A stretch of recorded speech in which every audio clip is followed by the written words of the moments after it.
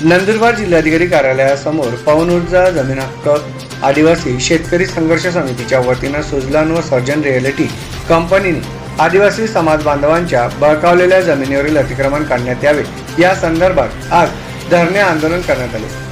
दुपारी 2 वाजता जिल्हाधिकारी कार्यालयात उपजिल्हाधिकारी गोपाल दानिक यांच्या दालनात सुजलान कंपनीने केलेल्या आदिवासी शेतकऱ्यांवरील अन्याय अत्याचार तसेच त्यांच्या बळकावलेल्या जमिनींविषयी चर्चा करण्यात आली। याबाबतचे निवेदन देखील देण्यात आले। प्रशासनानं लवकर याबाबतीत शेतकऱ्यांना न्याय मिळवून द्यावा, अन्यथा या आदिवासी शेतकऱ्यांच्या जमिनीवरील उभारलेले सुजलान व सर्जन रिअलिटीज कंपनीचे पवन ऊर्जांचे पोल तोडण्यात येतील असा गंभीर इशारा देखील त्यांनी दिला आहे। यावेळी समितीचे अध्यक्ष अरुण रामराजे यांच्यासह पीडित शेतकरी उपस्थित होते।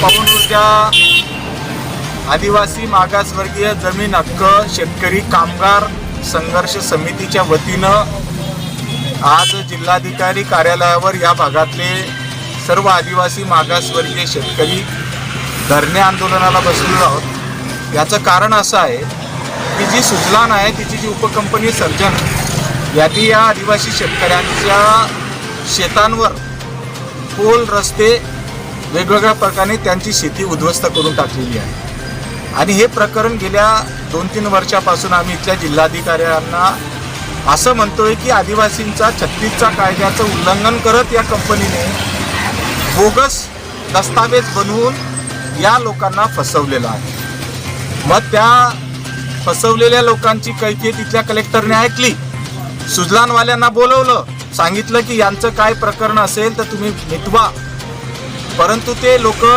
तारीख पे तारीख असं देऊन कलेक्टरचा सुद्धा आदेश मानत नाहीत आणि म्हणून त्याचा निषेध करण्यासाठी आणि या कंपनीला वटणीवर आणण्यासाठी आम्ही सर्व शेतकरी आणि शेतकऱ्यांची जी समिती बनवलेली आहे त्या समितीचे पदाधिकारी मग या ठिकाणी भीमसिंग पाडवी असतील, आमचे पर्वत भाऊ असतील, आमचे भिलाभाऊ असतील, दामूभाऊ असतील, तानूभाऊ असतील आणि सर्व शेतकरी आम्ही एकच या ठिकाणी प्रशासनाला इशारा देतो आहे की त्यांनी जे अवैध पोल आणि रस्ते टाकलेले ते त्यांनी काढून घ्यावे।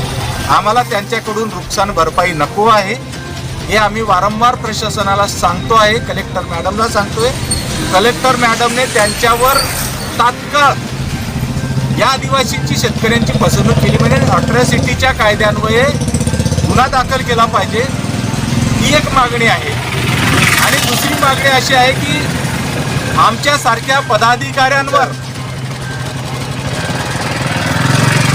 ही समितीचं काम करत असताना आमच्यावर काही अज्ञात लोकांनी हल्ला करायचा प्रयत्न केला, याचं निवेदन इथल्या एसपींना दिलं, इथल्या तालुका पीआयला दिलं, त्यांनी आमची दखल घेतलेली नाही।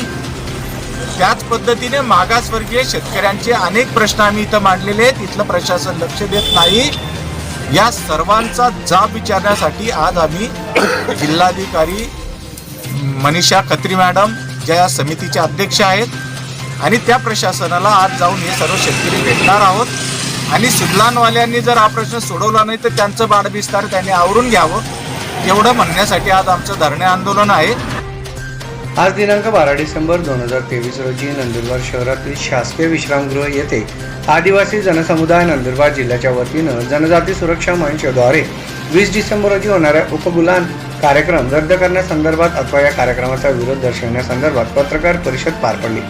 या पत्रकार परिषदेला आदिवासी जनसमुदायाचे दिलीप नाईक, रोहिदास वळवी, मालती वळवी, प्रियंका पाडवी, बटेसिंग वसावे आदी उपस्थित होते। सदर पत्रकार परिषद सांगण्यात आले की आदिवासी जनसमुदायातून मुस्लिम व ख्रिश्चन धर्म स्वीकारलेल्या आदिवासी बांधवांना आदिवासीतून वगळून टाका व त्यांना अनुसूचित जमाती म्हणून असलेल्या आरक्षण सेवा सवलती बंद करण्यात यावा याकरिता उपगुलान डिलिस्टिंग महारॅली 20 डिसेंबर रोजी नंदुरबार शहरात आयोजित करण्यात आली आहे। या महारॅलीचा या कार्यक्रमाचा आम्ही निषेध करत असून हा कार्यक्रम रद्द करण्यात यावा अशी मागणी या पत्रकार परिषदेतून करण्यात आली आहे। देवगिरी प्रांत प्रायोजित आणि जनजाती सुरक्षा मंच यांच्या वतीने 20 डिसेंबर 2023 रोजी नंदुरबार या ठिकाणी महासंमेलनाचं आयोजन केलेलं आहे। या महासंमेलनामध्ये 2 महत्त्वाचे विषय आहे। पहिला विषय जो आहे तो डिलिस्टिंगचा आहे आणि दुसरा विषय जो आहे तो धर्मांतरित आदिवासींच्या सवलती काढून घेण्यासाठी म्हणून ठराव करण्याचा आहे.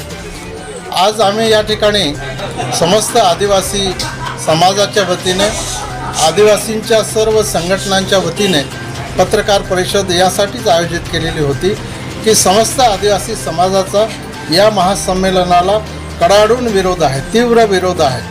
आज नंदुरबार जिल्ह्यातील सर्व तालुक्यांमध्ये आदिवासी समाजाच्या बैठका सर्व संघटनांच्या वतीने होत आहेत आणि त्या आज असा ठराव केला जाणार आहे की प्रत्येक गावामध्ये परिपत्रक वाटायचं आणि प्रत्येक गावामध्ये जनजागृती करायची, घरोघर जाऊन पत्रकं वाटायची.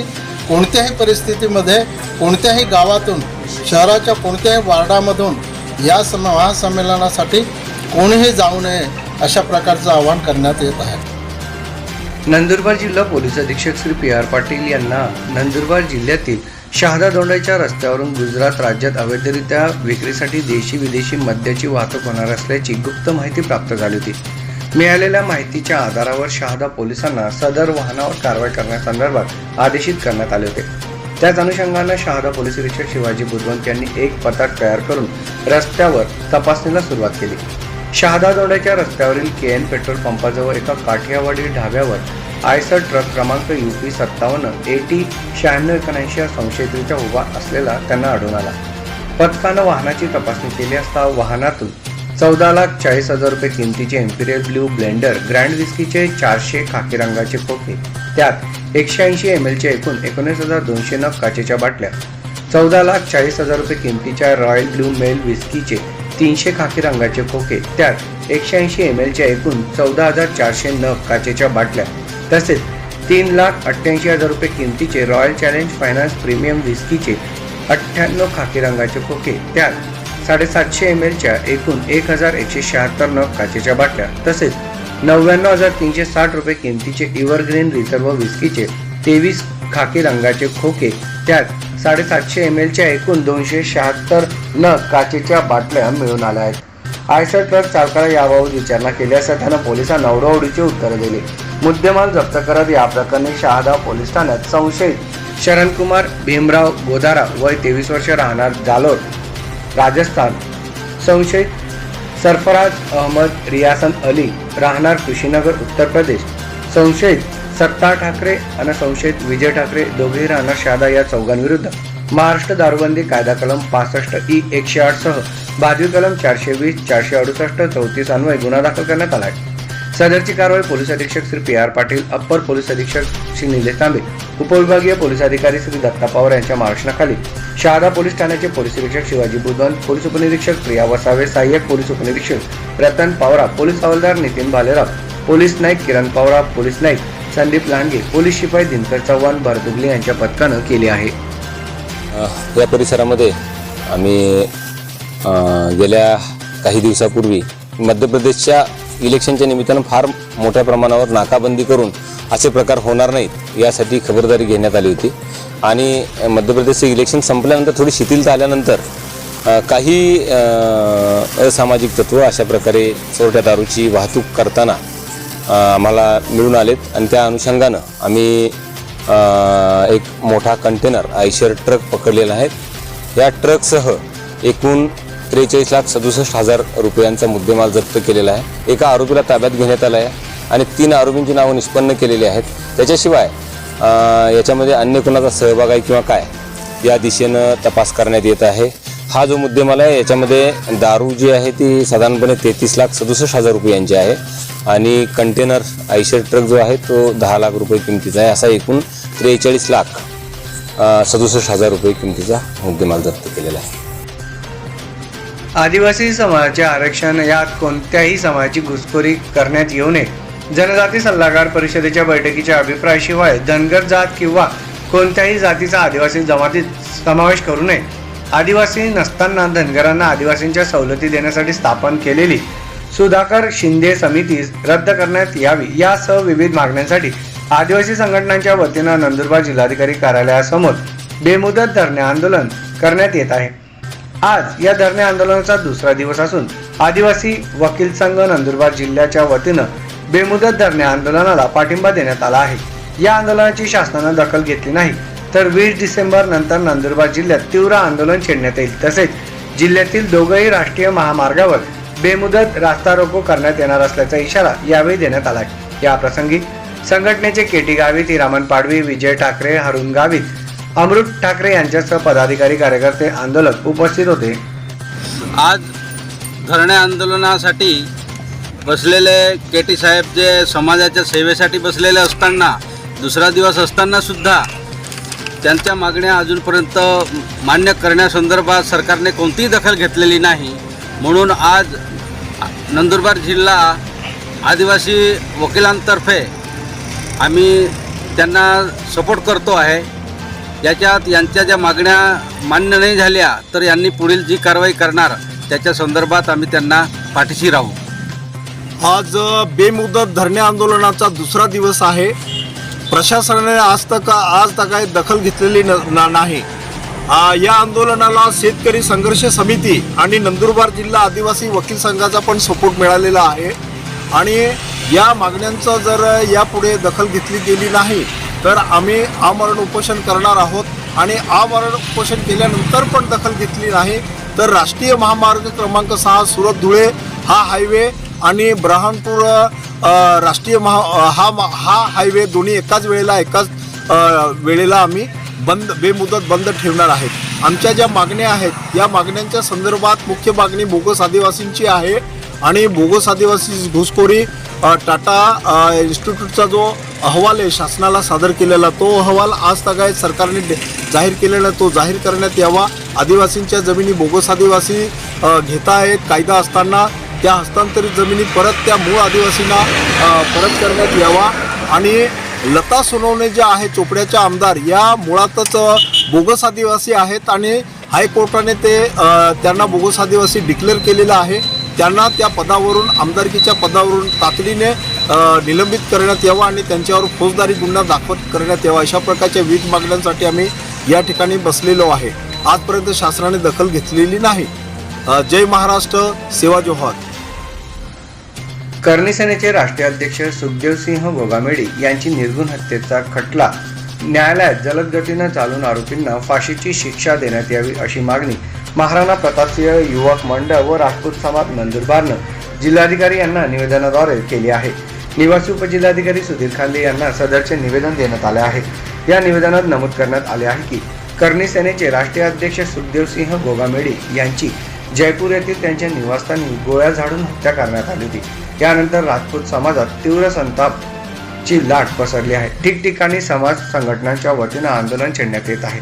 याच पार्श्वभूमीवर आज जिल्हाधिकारी कार्यालयात निवासी उपजिल्हाधिकारी सुधीर खांदे यांना निवेदन देण्यात आले आहे।